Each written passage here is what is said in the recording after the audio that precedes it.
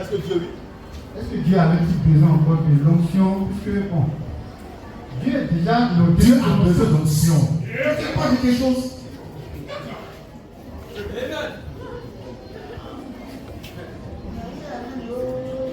Je ne comprends plus. Mais tu ne peux pas comprendre. Ça, c'est plaisir. C'est plaisir. Si tu es un monde, pourquoi tu vas faire? Bon, quand même, on lui laisse le temps de finir sa question. On y va. En fait, je voulais savoir, est-ce que Jésus-Christ qui est Dieu, Oui. est descendu sur terre, Oui. il a encore besoin d'onction de Dieu pour une mission. Bon, en fait, c'est là, vraiment, il n'arrive pas à comprendre. Parce que Dieu est déjà au-dessus de l'onction. Il est. Bon, parce que je me dis quoi?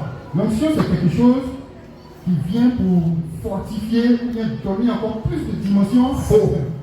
Tu mens. D'accord? Judas a reçu l'onction pour prêcher l'évangile. Il est resté diable. Ça n'a rien changé dans son comportement, dans sa vie de sorcier, petit sorcier, féticheur, marabout du coin. Dieu a été manifesté en chair. Jésus-Christ homme, il est Dieu fait chair. Maintenant, l'onction vient le mettre à part pour une mission particulière. Je l'ai bien dit, hein? Jésus dit, on va lire ça, on va écouter Jésus. Ça, c'est les raisonnements en fait, des raisonnements. Jésus dit quoi? Quand Jésus parle, il était bien Dieu. Il a toujours été Dieu. Il n'y a pas eu de rupture où Jésus n'est pas. Il a tout. Mais quand il manquait, qu'il pleurait, c'était Dieu qui pleurait. Quand il dormait, c'était Dieu qui dormait. Alléluia! C'était Dieu qui pleurait, qui marchait, qui avait des sentiments bizarres. Mais puis il est comme ça. Jésus n'a jamais cessé d'être Dieu. Jamais. Jamais. Mais tu reprends ce qu'il a dit. Luc chapitre 4. Luc 4, verset 18. Oui. L'Esprit du Seigneur sur moi. Quand il parlait comme ça, il était Dieu fait chair.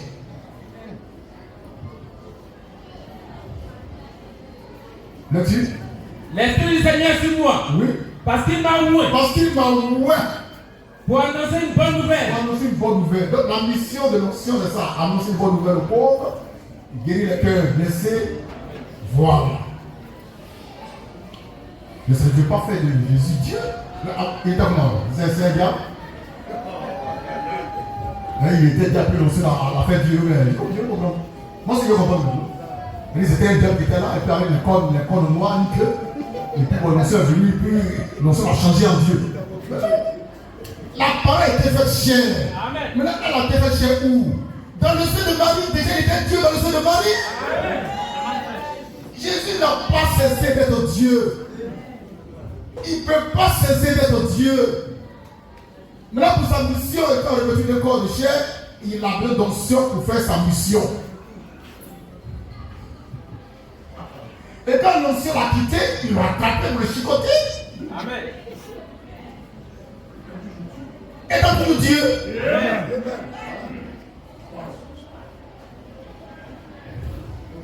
Ça c'est plaisir. Maintenant si tu ne comprends pas, moi je m'en fous de ça.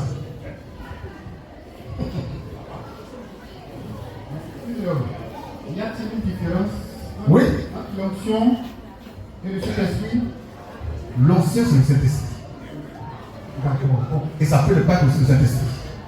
La parole. La parole. La plus parole.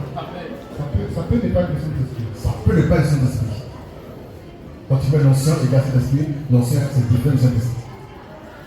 Je vais t'expliquer ça. Sois calme, ça va aller. La plus parole. Amen.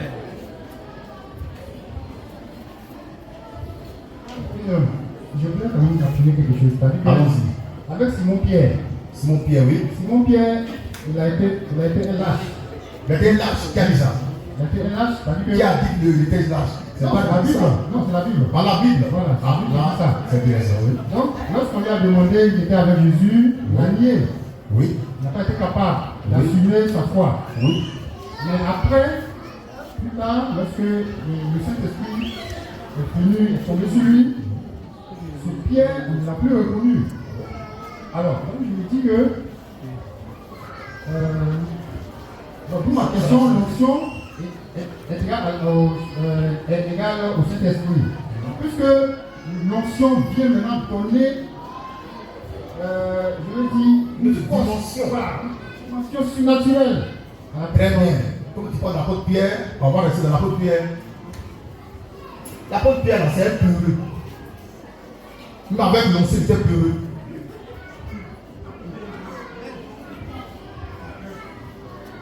Je laisse ça pénétrer en vous d'abord.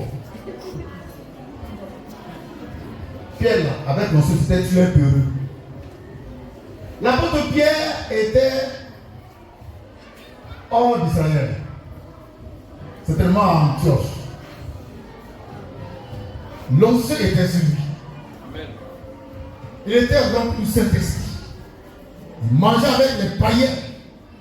Lorsque Jacques et ses frères venaient là-bas, l'apôtre Paul était là. Et Pierre qui était rempli du Saint-Esprit, quand il a vu les Jacques, il s'est levé chez il a essuyé sa bouche, il a fait comme s'il ne mangeait pas avec les païens. Ça, c'est pas bon. Tu as dit quoi ici? Il avait peur. Il dit, c'est un peureux. Il s'est tapé les pieds, il a fait son bras, il a fait comme si il a usé de ruse. Est-ce que tu as dit que l'onction qui est là, avait quitté bien à ce temps-là? Ah. Donc, ça n'a pas changé grand chose dans sa nature. Sa nature de peureux était là. Alléluia. On va pas dire comment c'est la même fait. On peut lire sur le passage, ça m'arrange. Donc Pierre a eu peur. Le même Pierre qui a eu peur, qui a arrêté Jésus, il a eu peur et puis il s'est réveillé lui-même. Il a fait comme s'il ne mangeait pas. Or déjà on a vu un peu manger. Paul en parle dans Galates, il en parle. Et Paul a tenu tête à Pierre. Tu comprends ça? Donc l'onction de Paul n'a pas changé tout ce qui est en Pierre. L'onction a laissé la peur en Pierre. Son caractère peureux, l'onction n'a pas levé ça, c'était là.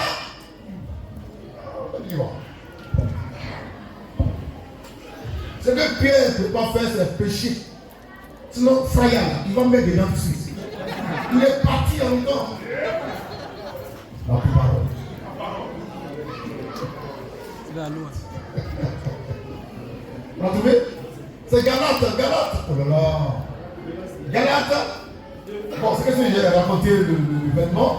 Voilà. Donc, mettre la parole du bord. D'accord. Donc, vous étiez en train de vouloir démontrer que l'onction est égale au Saint-Esprit et puis l'onction est différente du Saint-Esprit. Voilà. Je n'ai pas bien suivi, vous n'avez pas ça. Non, tu as bien suivi, tu ne comprends pas. La parole. Matthieu 10. Matthieu 10, 1, 2, 3 et suivant. Maintenant, tu prends acte 2, là où il est question de la petite esprit.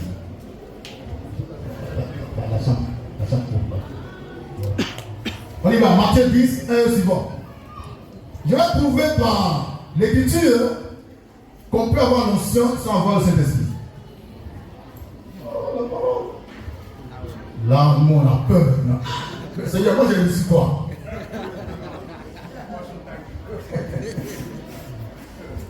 Matthieu 10, 1 à 3, là-dessus. Matthieu 10, verset 1 à 3. Puis ayant appelé ses 12 disciples, Jésus appelle les 12 disciples. il leur donne le pouvoir. Il leur donne Le pouvoir. l'onction. Attends. Ce pouvoir-là, c'est l'onction. Là-dessus. De chasser les esprits impurs. Onction. De guérir toute maladie. Onction. Et toute infirmité. Onction. Voici les noms. Voici les noms des 12 apôtres. Oui. Le premier. Le premier. Simon. Appelé Pierre. Pierre. André. Jacques. Zébédée. Jean, son frère. Jean. Philippe. Barthélemy. Thomas. Matthieu. Jacques. Thaddée. Simon le Cananite. Oui. Judas l'Iscariote. Judas. L'Iscariote. Donc Judas aussi a eu l'onction. Mais est-ce que Judas a reçu cet esprit? Non. Oui. On va t'enseigner.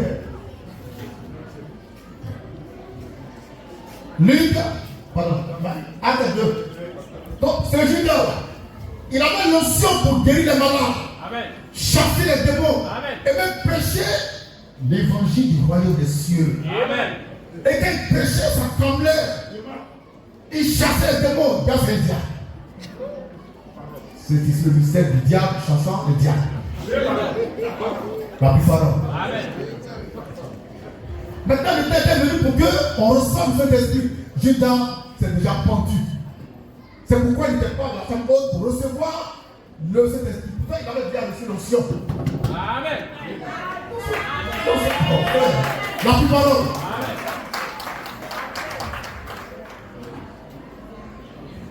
Ça peut aller. Donc tu peux être loué et être diable. Amen. Matthieu 16, 21 à 23. Tu peux être loué et être diable. Tu peux être loué sans avoir reçu cet esprit. C'est un pouvoir dedans. Te balancer va te douer ça. Alléluia. Amen. Mais le Saint-Esprit, quand il vient là, tu es parfait. Tu ne peux pas pécher. Amen. Matthieu 7, 21 à 23, là-dessus. Matthieu 7, Oui. verset 21 à 23. Oui. Ceux qui me disent, Ceux qui me disent, Seigneur, Seigneur, Seigneur, Seigneur. n'entreront pas tous Oui. dans le royaume des cieux. Oui. Mais celui-là seul Oui. qui fait la volonté de mon Père Oui. qui est dans les cieux. Oui. Plusieurs me diront Oui. en ce jour-là, En ce jour-là, Seigneur, Seigneur, n'avons-nous pas prophétisé par ton nom? c'est pas tel pouvoir de prophétiser en ce temps. C'est pas l'onction. Donc ils ont l'onction prophétique. Ils ont l'onction prophétique. Je dis, il y a plusieurs qui font des actions prophétiques. Amen. Ils ont l'onction prophétique. Là-dessus, N'avons-nous pas chassé les démons par ton nom? avec quel pouvoir on chasse des démons? C'est pas l'onction. Là-dessus, N'avons-nous pas fait beaucoup de miracles par ton nom? oui. Alors, Alors, je leur dirai je ouvertement, le dis ouvertement, je ne vous ai jamais connu. je ne vous ai jamais connu. Retirez-vous de moi, Retirez-vous de moi. vous qui commettez l'iniquité. Commettez l'iniquité. Voici quelqu'un que Jésus n'a jamais connu, qui avait l'onction. Mais il ne peut pas avoir le Saint-Esprit. Amen. Donc ici, il y a une différence énorme entre l'onction et le Saint-Esprit. Amen. Mais en haut, l'onction est le Saint-Esprit. Amen. Question. Bon, ma question qui va suivre, je la trouve un peu épineuse pour moi. Une question qui m'a beaucoup fatigué. Bon, c'est vrai que avec la main fraîche, ça va vraiment m'aider. En fait, c'est d'abord le plan du salut. Le plan du salut. Le plan du salut. Ce qui s'est passé dans les jardins d'Éden et qui a emmené après la venue de Jésus sur terre. Bon, ici vraiment ma question Oui. de l'homme. Parce qu'on dit Dieu a tant aimé le monde, Jean 3,16 dit Dieu a tant aimé le monde qu'il a donné son fils unique, tout ça. Bon, l'amour de Jésus Christ pour moi, c'est quoi exactement? C'est quoi exactement? Parce que je ne comprends pas. J'entends souvent Dieu a tant aimé le monde. Bon, ça vraiment, je n'arrive pas à percevoir, je ne comprends pas ça véritablement. Et puis ensuite, Jésus-Christ qu'on crucifie. Bon, avec Moïse, il a donné les 10 commandements. Jésus a donné les 10 commandements à Moïse. Non, Dieu. Voilà. D'accord, oui. Dieu donne les 10 commandements à Moïse. Là-bas, il dit il interdit l'homme de tuer son prochain. Qui a dit ça? Il dit Dieu, dans les 10 commandements, D'accord. il indique que on ne va pas tuer. Oui. Oh. Non, Dieu dit tu ne tueras point. Il n'a pas dit on ne va pas tuer. Il faut qu'il ait dit tu ne tueras point. Tu ne tueras pour toi. Amen. Moi, il peut tuer. Amen. Oh, la parole. Amen. Toi, tu ne tueras pas. Moi, je peux tuer. Non, ça c'est clair. Toi, tu ne tueras pas. Mais moi, tu peux tuer. Amen. C'est quoi le souci? Alors, Dieu. La parole. On y va. on doit relativiser, c'est ça? Mon frère, vas-y, pour question. Question de réponse. Donc, plus de l'homme. Oui. Alors, ce qui m'embarrasse un peu, Oui. c'est-à-dire que la mort de Jésus, Oui. les humains tuent Jésus. Les humains. Les humains. Voilà. Les humains tuent Jésus. Bon, c'est un acte qu'on peut qualifier de criminel. Parce que D'accord. vous tuez quelqu'un. Oui. Bon, Dieu défend de tuer son prochain. On tue Jésus. Et on me dit que c'est dans cet acte criminel-là que moi je le salue. Oui. Donc toi tu ne veux pas avoir un salut dans un acte criminel. C'est ça, hein? Non, c'est pas ça, mais je veux vraiment comprendre. Je veux vraiment comprendre. Avant de bien répondre à la question. Parce que. Donc ma question qui est là. En quoi est-ce que la mort de quelqu'un qu'on a tué, Oui. peut-être salutaire pour moi? Voilà. D'accord. Maintenant, je vais dire au frère Moni que Jésus n'est pas le prochain de ceux qui l'ont tué. Attends, Dieu, tu vas pas tuer ton prochain. C'est vrai. Attention, il n'est pas leur prochain. Ils ne sont pas ses prochains. C'est des ennemis. Maintenant, en quoi est-ce que la mort de Jésus peut te sauver? C'est la question. En quoi est-ce que la mort de Jésus peut te sauver? Est-ce que tu es sauvé? Parfois, je suis sauvé. Moi, je crois. Par la mort de Jésus? Oui, je crois. Je crois que l'acte qui a été fait, bon, elle est salutaire, maintenant, moi, Comme c'est un acte criminel. Mais, attends, c'est pas la question. Non, ma question, Oui. Ma question, c'est de savoir. Je ne sais pas comment est-ce que je peux bien faire ça pour que si je me comprends. C'est-à-dire qu'en son temps, En son temps, oui. chez les Romains, on Oui. crucifiait Oui. ceux qui n'étaient pas bien. Oui. C'est eux qu'on crucifiait. Oui. Alors, bon, on tue Jésus. Et moi, on me dit que moi, mon pays, l'homme qu'on a tué là, c'est ça moi qui me donne le salut. Oui. Donc c'est ce que moi je veux bien comprendre. Mais C'est ce que moi je veux vraiment comprendre. Parce qu'on tue un homme, et puis on dit que moi ça me sauve. Pendant que tuer un homme, ce n'est pas bon. Mais qui a dit que Dieu n'est pas bon? Qui t'a dit que c'est pas bon? Qui t'a dit ça? Fils de l'homme. Qui t'a dit que Dieu n'est pas bon? Il faut me dire le nom de celui qui t'a dit que Dieu n'est pas bon. Dieu n'est pas bon. Qui t'a dit ça? Bon, j'oublie un peu le passage. Je crois que c'est dans.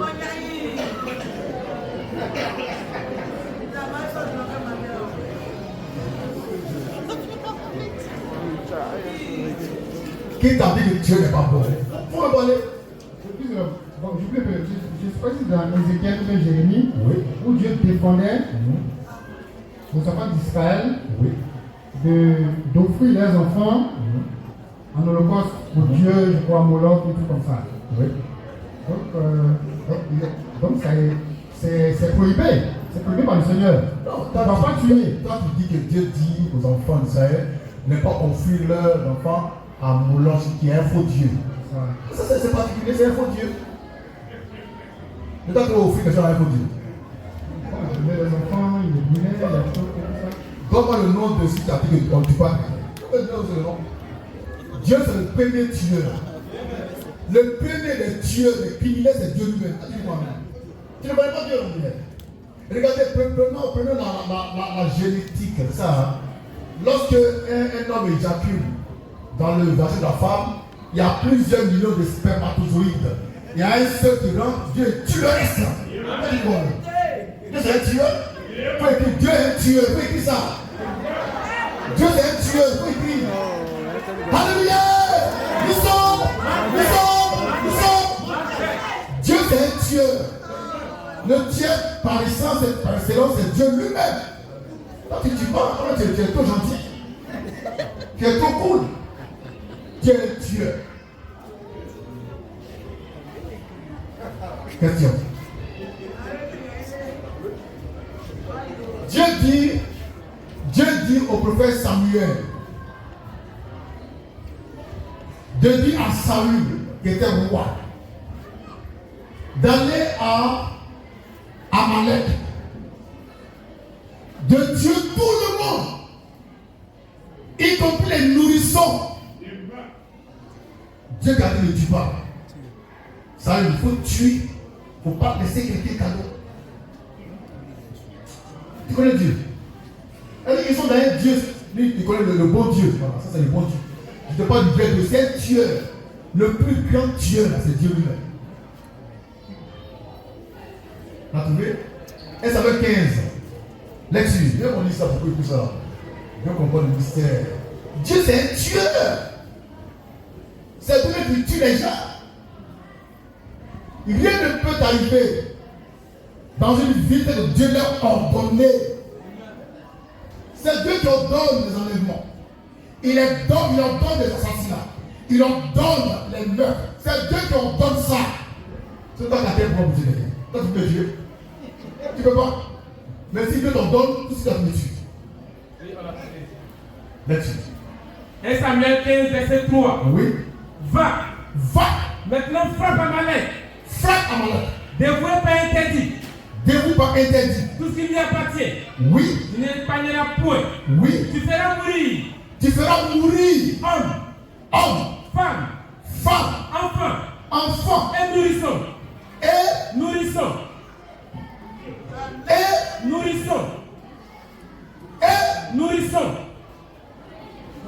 Qui a dit ça, c'est Dieu? Maintenant, le roi Saül, il va à Amalek.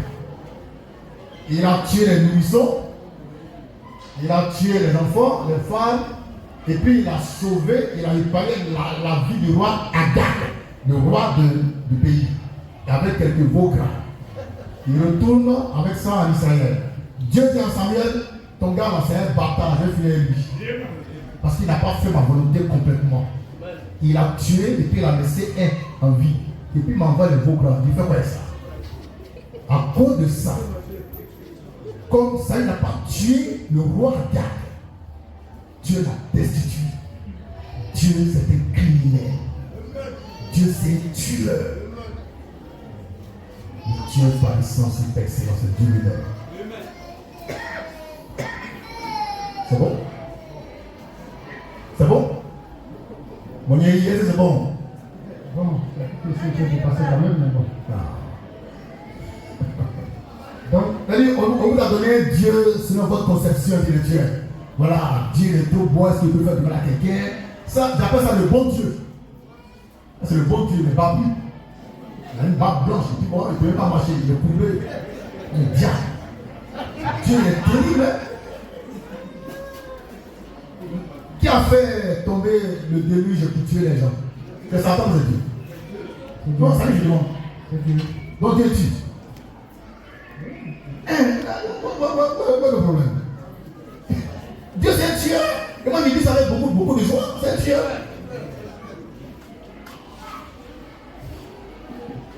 Bon, s'il n'y a plus de questions. Il y a plusieurs. Oui. Ici, on pourrait dire peut-être qu'il est souverain. Bien sûr, il est souverain. Il fait ce qu'il veut. Oui. Maintenant, partons de là, de façon maintenant horizontale. Oui. On tue Jésus. Oui. C'est condamnable. C'est pas condamnable. C'est pour que tu sois sauvé.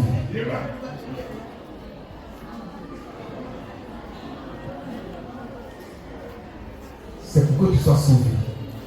Dieu voulait que le monde soit racheté par le sang humain. Bon, on va remonter à la Genèse. Le péché qui a été commis au commencement et qui a fait que Dieu et l'homme se séparés, c'est un péché de sang. Je reprends. Le péché adamique, c'est un péché de sang. L'acte sexuel, c'est du sang. On transmet le sang.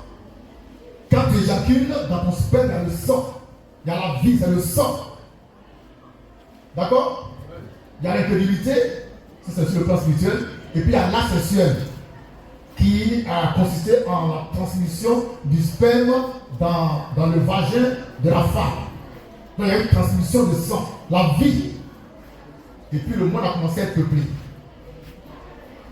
Et par Adam, le péché est rentré jusqu'à Jésus vient. Il veut enlever ce péché du sang. Il faut du sang pour ôter le péché du sang. Et c'est pourquoi, quand le péché a été commis là-bas, en Éden, Dieu descend sur terre, il tue l'animal. Pour ne pas le sang, pour couvrir le péché du sang qui a été commis. Jésus vient en tant qu'agneau de Dieu parfait. Pour régler le problème du péché, qui est un péché de sang, en donnant son propre sang. Pour ôter le péché du sang. Amen. Pour qu'on soit réconcilié avec Dieu par son sang.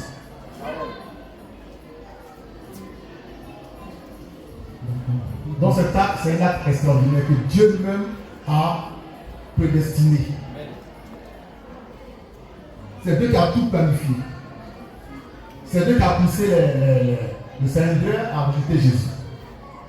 Il a poussé le roi, l'empereur Ponce Pilate à livrer Jésus, à le condamner.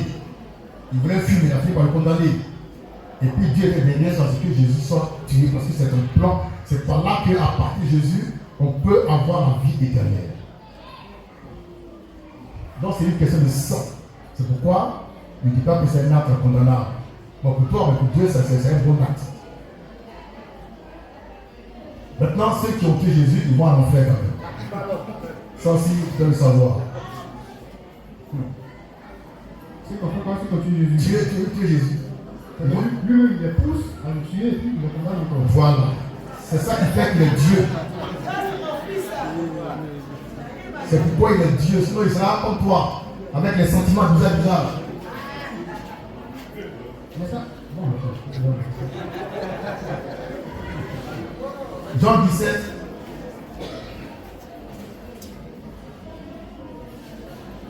Jean 17, 11. Judas n'a pas agi par un coup de tête. Il a été poussé par Dieu à agir comme ça.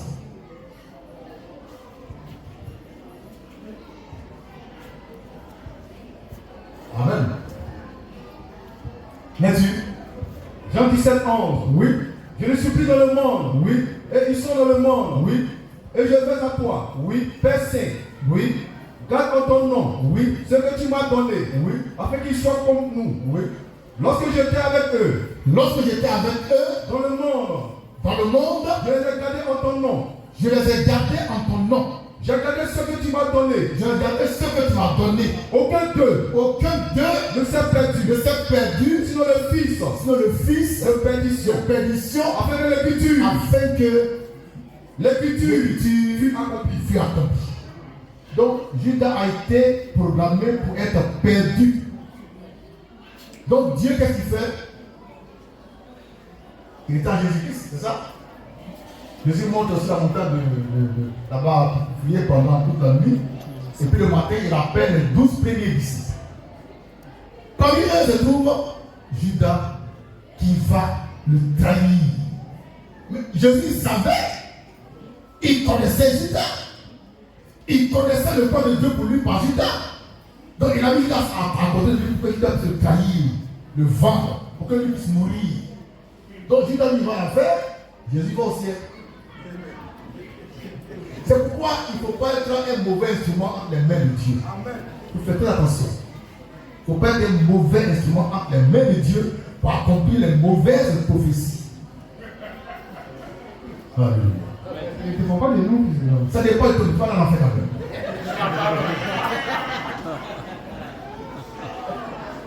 Il y a comme la souveraineté de Dieu et la responsabilité de l'homme. C'est un mystère.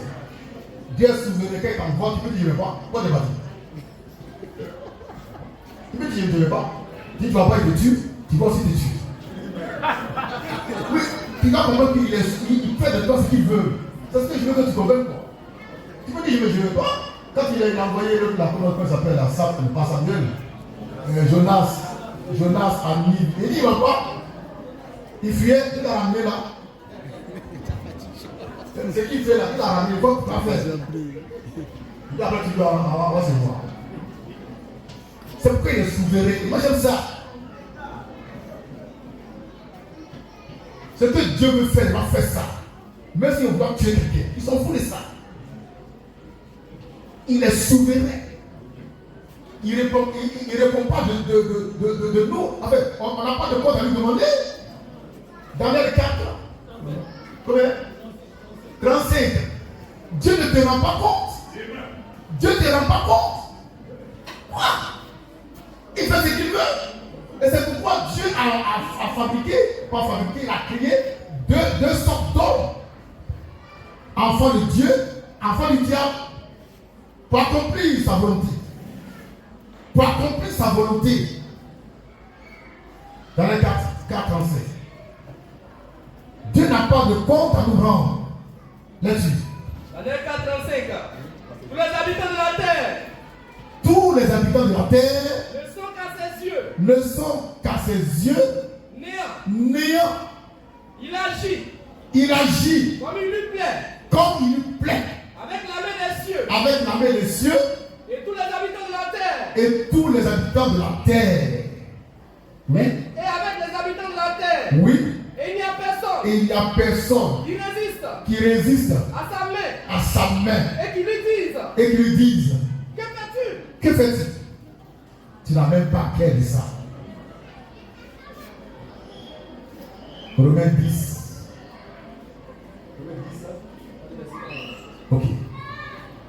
Dieu, il est souverain, il fait ce qu'il veut, comme il veut, quand il veut. Tu parles, il te tue. Tu parles pas, il te tue. Voilà. Et puis ça ne va pas quelque part. Mais regardez un peu autour de vous. Moi, j'ai perdu des êtres chers. J'ai dit Dieu, pourquoi ils s'en foutent de ça? On entraîne maman, ils s'en foutent de ça. Oh, tiens. Maman était là, couchée à l'hôpital aussi, le 15 juillet.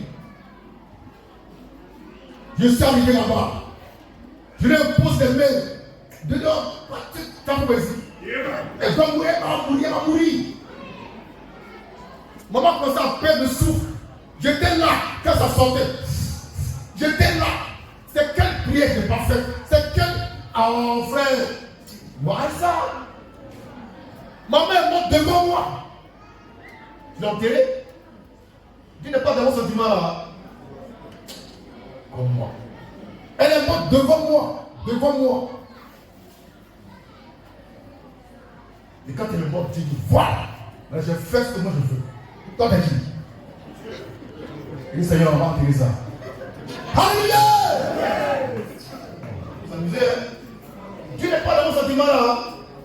Dieu n'est pas dans nos sentiments. C'est nous, on est sentimentalistes. Il ne faut pas faire ça. Non, non. Quand Dieu veut quelque chose, même s'il veut, il doit tuer tous les vivants. Il va les tuer propres.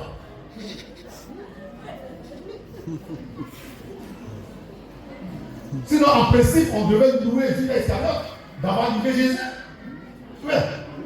Parce qu'il a été tué essentiel dans le peuple du salut. Mais lui, il en a enfer, nous les sauver. Dieu est souverain, il fait ce qu'il veut.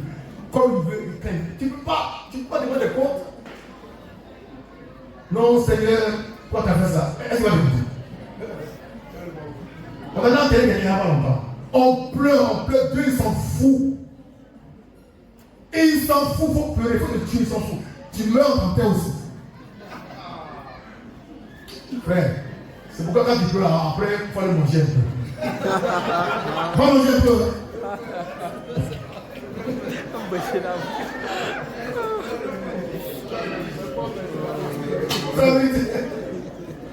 C'est vrai, ça te fait mal, tu as pleuré jusqu'à. Va manger un peu.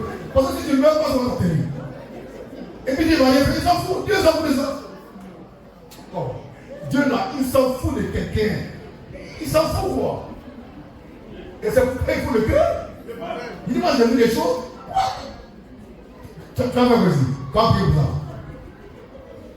Dans la phobie. Dieu s'en fout.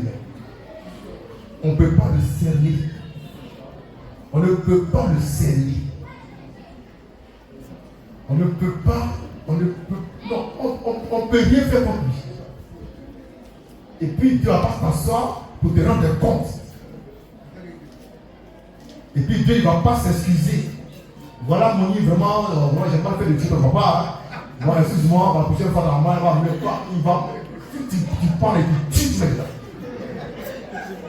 Là, tu vas apprendre à me craindre. Qui n'a pas pleuré ici, d'être cher? Ça n'arrive pas. Bien? Tu as pleuré. Il y en a qui t'ont couché aussi ce cœur. D'accord? Dieu était derrière, regardez-le. Regardez-le.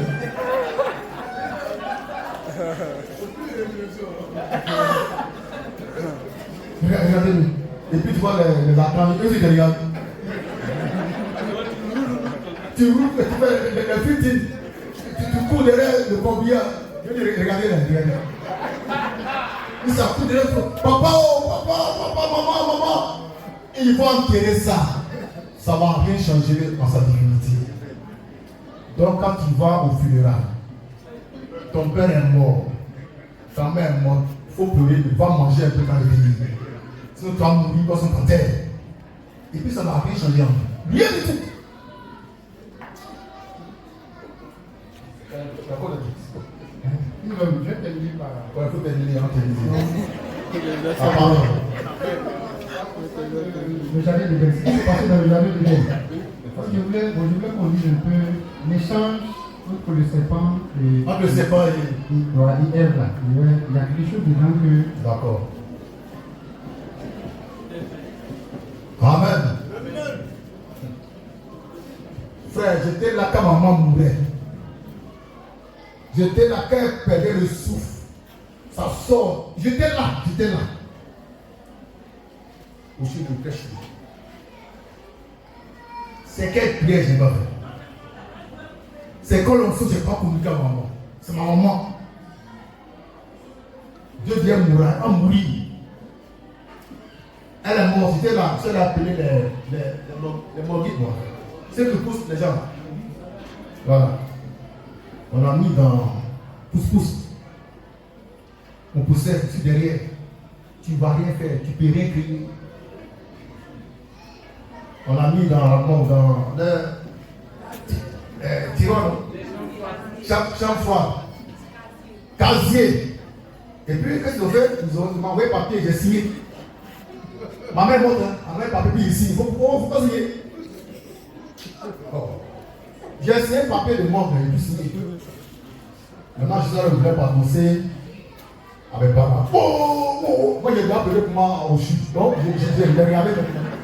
Chacun doit pleurer pour lui.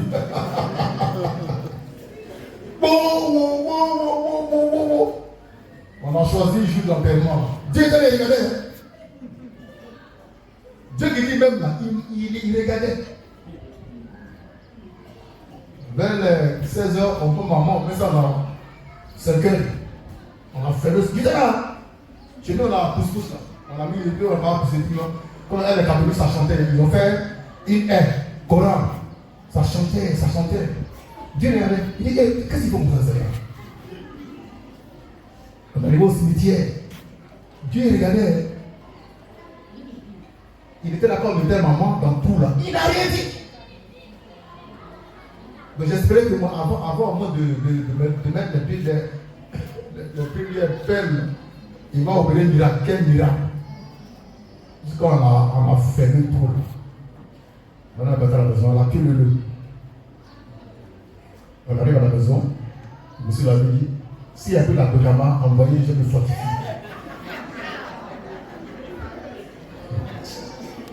Dieu est terrible. Dieu est terrible.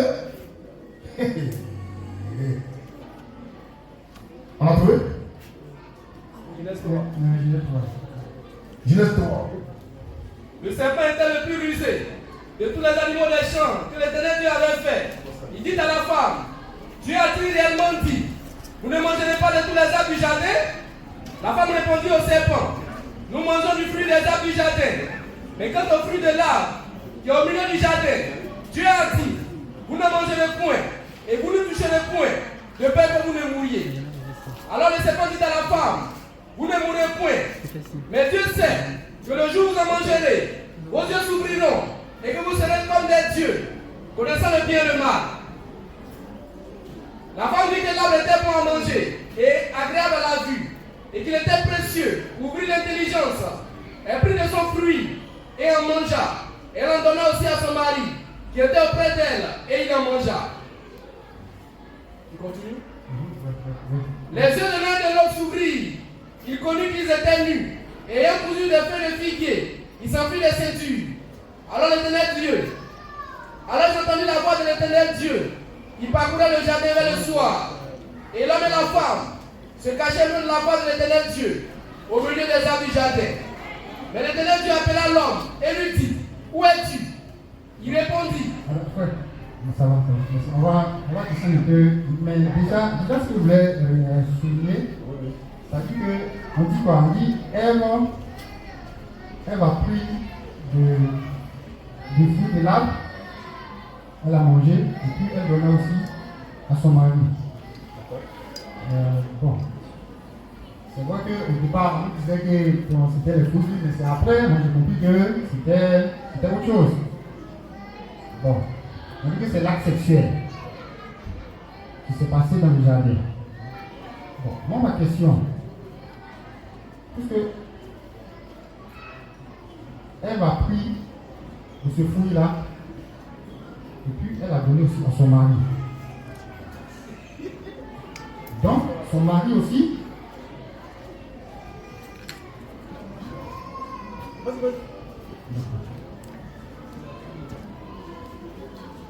Oui. donc son mari a mangé.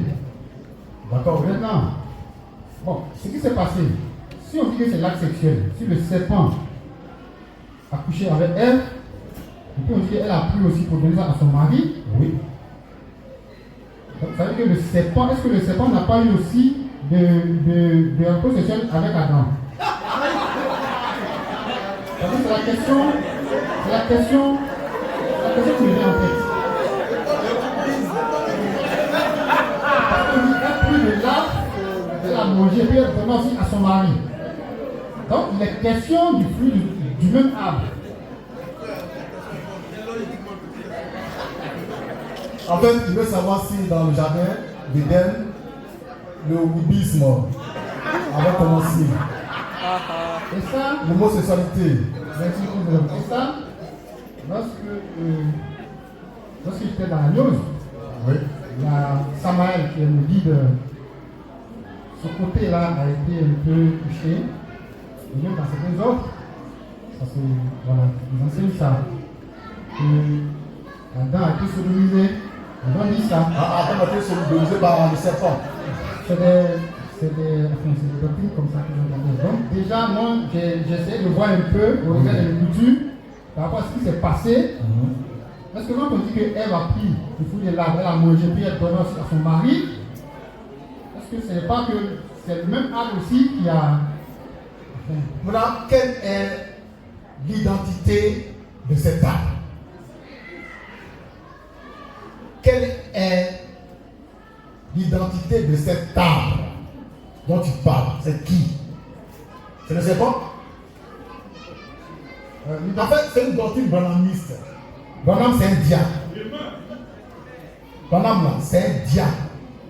Et sa sorcellerie a été reprise par Gédéon à Tétouba.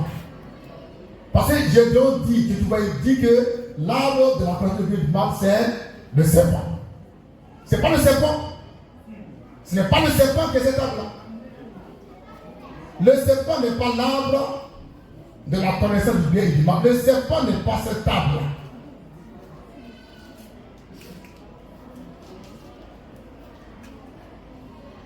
Donc, c'est qui l'arbre de la connaissance du bien et du mal? C'est la femme.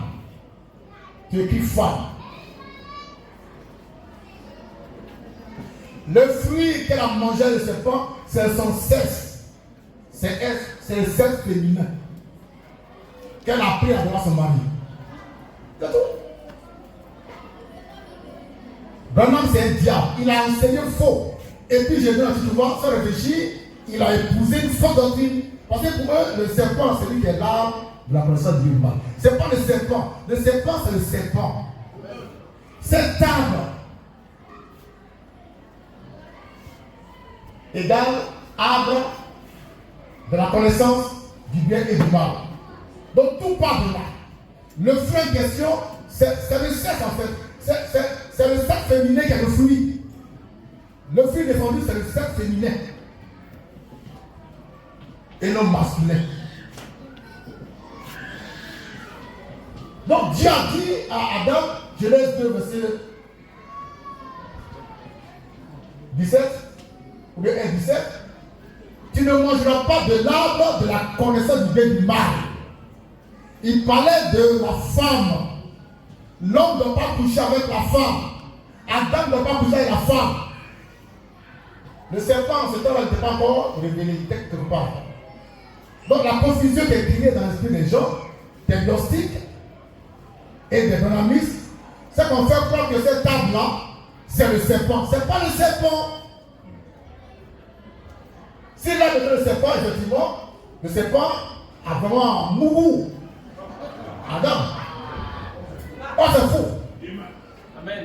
C'est faux. Donc, je reprécise, et je parle par la main fraîche. L'arbre de la connaissance du bien et du mal, c'est la femme, c'est Ève. Son fruit, c'est son sexe.